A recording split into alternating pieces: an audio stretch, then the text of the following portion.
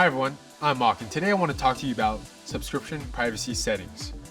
You can choose to make the channels that you subscribe to public or private. By default, this is set to private.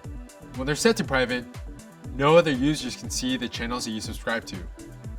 Your account does not show in a channel subscribers list. When they're set to public, other users can see what channels you subscribe to. Your subscriptions are listed on your channel page, and your account is listed in the subscribers list. Now I'll show you how to change these settings.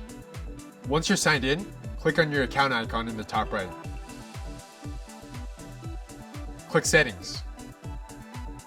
In the left menu, select Privacy. Under Likes and Subscriptions, check or uncheck the box for Keep All My Subscriptions Private. And that's it! Subscribe to our channel for more YouTube tips and tricks. Thanks for watching.